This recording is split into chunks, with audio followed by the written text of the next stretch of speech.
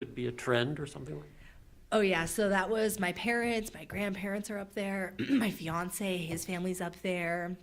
I've got friends and family that are up there, and all of them have the jersey. They've all gone out to the Zag shop and bought the jersey, so they're all in it. And yeah, it was just amazing. I also said this earlier, but I've put in so much work, but so has my family. Like to drive me to AAU games, they come to every single game. They're always there supporting me. So to be able to bring them down on the court and share that moment with them meant a lot to me. But I know it meant so much to them too. Just to have that moment, to see me, and to have that joy with me, I think really was just amazing for them too. Okay, anybody else within the room? Okay, we'll go over to Zoom. If you have a question on Zoom for the student athletes, please raise your hand. We'll go ahead and start with Jeff Ferrato. Go ahead, Jeff. Hey, Kaylee, congratulations. Early in the fourth quarter, they got it within 3, and then you guys went on like a 15-6 run, and your coach said she couldn't remember who made the play, but I believe it was your sister hit a 3, and then hit another one, and then you hit one, and then Melody made a couple baskets. Can you talk about that stretch and how, when it appeared that they were just about to mount a big comeback, you guys delivered? Yeah, I think we did an absolutely great job as a team. What Coach Lisa said was probably on point for me at least. In my head, I was just focused so much on defense. Whatever I'm doing, I'm gonna contribute by getting the ball like to the open player. Anytime the basket went in, I went straight. All right, let's lock up on defense. Like this is what we need: a defense and a board. Defense and a board. That was just what I was telling myself the whole time. But super proud of them executing like Mel. I telling her, don't hesitate. If they leave you, that's what you've been working on. So super proud of the team coming together. It was just also the little things. Abby was super tough. She's so long, and on defense, it's hard. Paisley's a great player, but you know, having a hand in your face the whole game, it kind of wears you down a little. So it's all the little things that were happening in that little stretch that just kind of started to build momentum. And if I can ask a quick follow, your emotions when your sister hit those shots? Super happy. I'm always happy. I've said this so many times. She's my best friend on the court. So whenever she succeeds, that brings so much joy to me. And she's worked so hard this year. And you know, always, I say this too. She's a bit of a perfectionist. Sometimes it can be her downfall, but also it like motivates me to be the best, to be up there with her. So just always smiling when she does something great. Thank you. Anybody else in the room or on Zoom with the final question? Can both of you talk about just how much easier this upcoming Sunday will be, knowing you don't have to stress about we're on the bubble, maybe we get in, maybe we don't, that you've locked in your spot and you can just enjoy watching the show? Yeah, I'll go first. Like Lisa said, we have kind of seen what was going on, but us as a team have tried to not watch it because it's not helpful to see, oh, what if this, what if that? We just need to focus on the games that we're at. But now having this win, knowing for sure we're in, and beating, what were they, a 14 seed before this? Ranked. 14 ranked, yeah. Something like 14 that, yeah. ranked team. That looks really good for us, and to know we're in and we'll definitely get a higher seed than we would have if we lost just feels amazing. Yeah, I totally agree. Coming in, I think we got together as a team and said, you know, let's not put our fate isn't in somebody else's hands. Like, let's just take care of business. Let's control what we can control. And now we punched our ticket. Yeah, so we're dancing. Now we're dancing.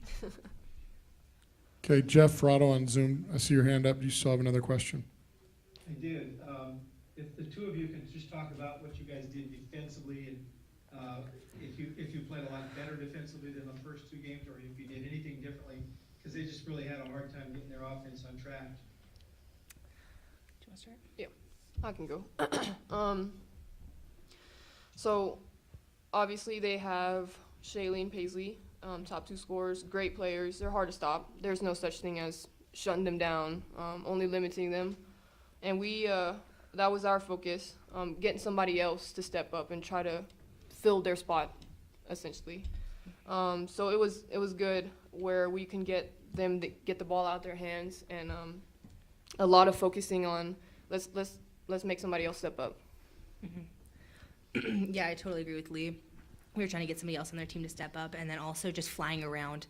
I don't think there was a moment on defense where we were standing and watching or seeing what was going to happen next. If someone got beat, someone else was there, and that person that got beat was now flying to a new person. And I think that's just really hard to play offense against that. Like, even if you do get ahead of someone, even if you do make the right pass, having someone, again, flying in there, flying into the person that would have been open next time, it's hard to play offense against that. So I think just our movement and our defense and being able to rotate and scramble around really helped us. Thank you. Okay, any last questions for the student athletes? Okay, you two are good to go. Good job, Congrats. guys. Thanks, y'all. Thanks, Lee. Thanks, guys. And we'll follow the same format for coach. Go ahead and if you've got a question, you're in the room, please raise your hand. We'll get the mic to you. Well, I was in Provo too, and this, Felt different, huh? it felt a little different. Yeah. I know that was tough. How much did this one mean? I gather it meant quite a bit. Yeah. I think they all mean a lot. This particular game, this Tuesday game, means a lot to our team. I can't remember anything anymore, but I think that, I don't know if we've been in this situation where we had lost 2 to BYU and gotten here and won this one. We haven't been in that situation very often, but it means a lot. When you play your rival, doesn't matter if it's in March or in January or February, it's a big deal. And we really wanted to, they said all the things that we talked about. We really wanted to stay in control. We at the last week of conference, we lost control of our own destiny. After that loss in Provo, we weren't in charge. We had to have somebody had to beat BYU in order for us to share the regular season. But we were really focused on that we were still in control of our own destiny here, and we wanted to capitalize on that. So it means a lot. Just the way our team played is what means the most, is that the things that you preach over and over and over again since before they come to Gonzaga, we talk about team. If you're not going to be a team player, then it's probably not going to be a great place for you. If you're looking to be an all-star just on your own rights without your teammates, then there's better fits than GU is. And I think we have a lot of players, all the players on our team, who it's a good fit because they're unselfish and they want to play together and win championships as a team. So I think that's the part that means the most. Coach, ever since that loss to BYU in Provo, you played really, really well and beaten 2 of the best teams in the conference here in the tournament. Do you feel like now, going into March, the Madness, the team's playing their best basketball since that loss? I certainly think we played our best that we've played so far today, which is always the goal, right? Your next game is supposed to be your best game. And, I don't know, maybe that was a low. It's been a long time since we've had a game like that. I don't know if I've been a head coach since we've had a game like that. Maybe a while ago. And where we didn't have it going offensively, we didn't have it going defensively, and really that we didn't compete. And that was our biggest issue in Provo, is we didn't compete for 40 minutes. We got down on ourselves and looked out of character.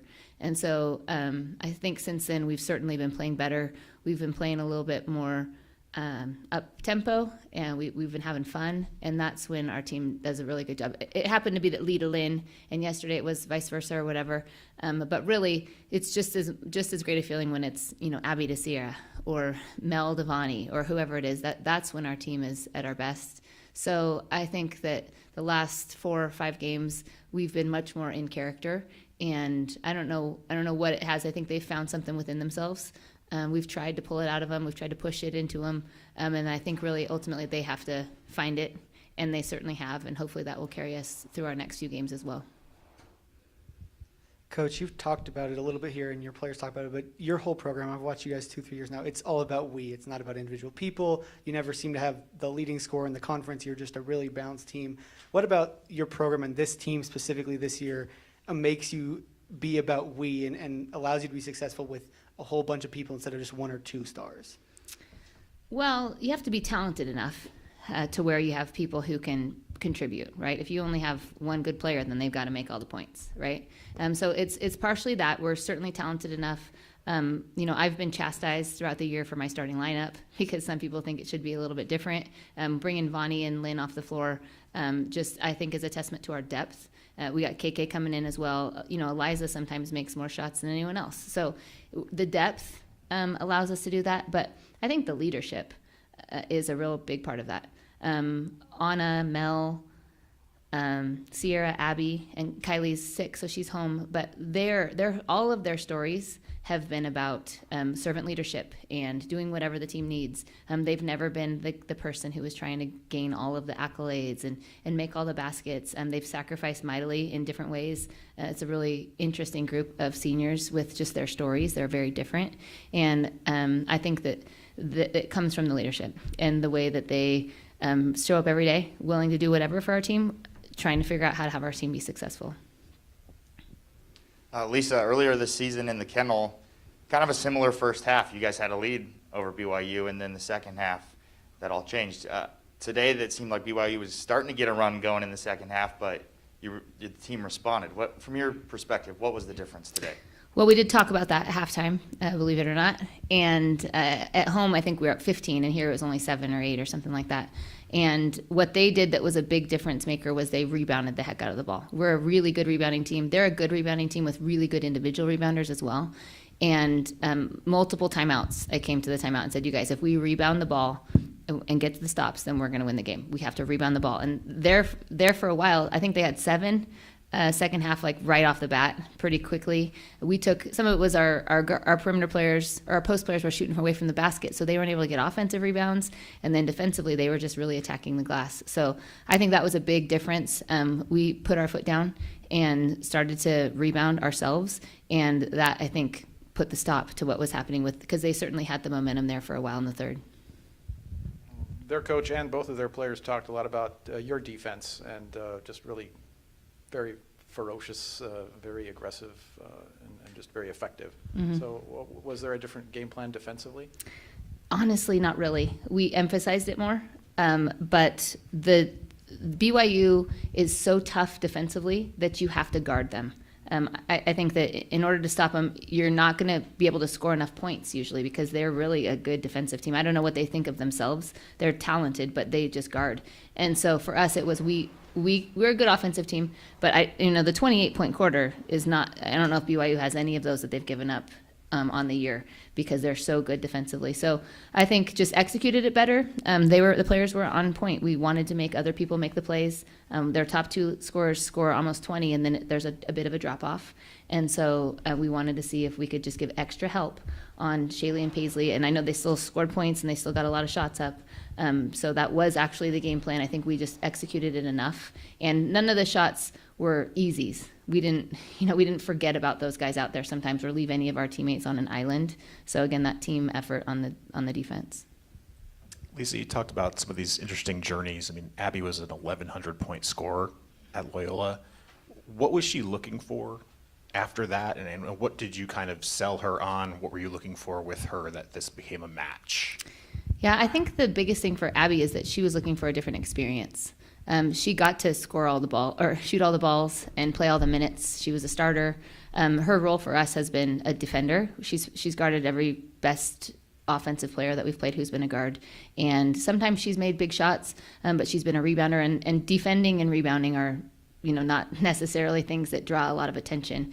And I think that what she wanted was the overall experience, the atmosphere that we have at Gonzaga, the family environment that we have at Gonzaga, and just the support that she received from every aspect of the program, from the coaching staff. I know that they do a good job, from the teammates, from the university, from the department. And I don't know exactly what it was like at Loyola, but she just needed something different, and we were a great fit for her in that regard. Lisa, did beating BYU today mean more than maybe if it would have been a San Francisco or another team in the conference because of the fact that, that chip on your shoulder you played with all year? They were picked preseason favorites, and they'd already beaten you twice this season. Because it was BYU today, do you think it meant more to you and the team than maybe some of the other teams in the conference if it would have been? Maybe. We try not to. Gonzaga, I know, is the original Cinderella, right? We're the original team that's supposed to play with a chip on our shoulder until you ascend past that, and you're not the underdog anymore, and you're the team that everyone's gunning for. And so I would say the part that made it special to be against BYU is that, we don't show up to a game and hope that someone's out. and we get to play them not at full strength. We want to show up to the game and play the best team with their best players and see if we can be better that day. I think that's what competitors want. And so I think that's the part of it being BYU. There's a lot of really good teams in our conference, and I wasn't sure if we could get past San Francisco. Honestly, they're really good. And I didn't know if BYU was going to get past Portland, to be honest with you, or before that, all those games, because the teams in our conference have really played well against each other and shown different strengths and talents. But at the end of the day, they won the conference, and you want to show up and beat the best. And this year, that was them, just based on the record and everything else.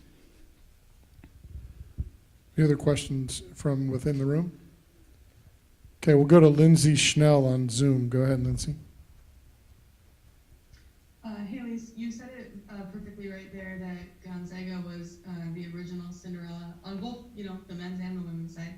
On the men's side, there's been so much, not just parity, but a much bigger respect for mid-major conferences in general. How do we get to that point on the women's side? Do you think upsetting BYU, who we know is really good, does that help? I think it might help, Lindsay. I think that the important part is that we have to continually play a tough schedule.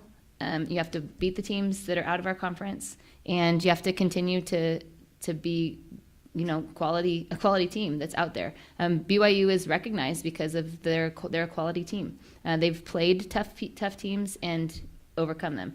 We have played tough teams. Some of them we've overcome. This year we didn't get as many of those top wins outside of the conference, but I think that that's kind of the model that we're looking towards. I know our guys have done that. Now St. Mary's and San Francisco and BYU on the men's side, and all of those teams have Santa Clara. They're trying to do the same thing where you have to play other opponents that are respected, and you have to show that we're as good as them. And so I think that a lot of that is the schedule. We're challenged every year to schedule good teams out of conference, out of conferences that people are already have respect for, a little bit higher than ours. But to be honest with you, our conference should be respected. So we have good teams, we have good coaches, and year after year, we prove that. I think sometimes people put too much in that, well, they lost to so-and-so in the conference. It's conference. Every conference is hard. It doesn't matter if it's the worst conference in the world. They know everything about you, and they're coming for you. So I just think that the non-conference scheduling can help us. Sorry, I got on a little soapbox. Okay, Lindsay, are you good, or you have a follow-up? Oh, I have another question. I was curious, Lisa, what seed do you think you will be in the tournament, and what do you deserve? Are those the same things? Oh gosh, I'm going to sound silly right now probably, but I have no idea. I don't think we're going to end up playing in the play-in game, which I was worried we were going to do initially. I can tell you that I have looked 0 times at bracketology, actually 0 times. I'm sure my assistants and coach and everyone else has, but I was just kind of focused on coaching our team the best we could, and so I don't know. Hopefully we'll get something that we're deserving of, and hopefully we'll get a great draw and get going. Any final questions from anybody for Coach? Okay. Thank you. Thank you, guys. Thanks. Recording stop.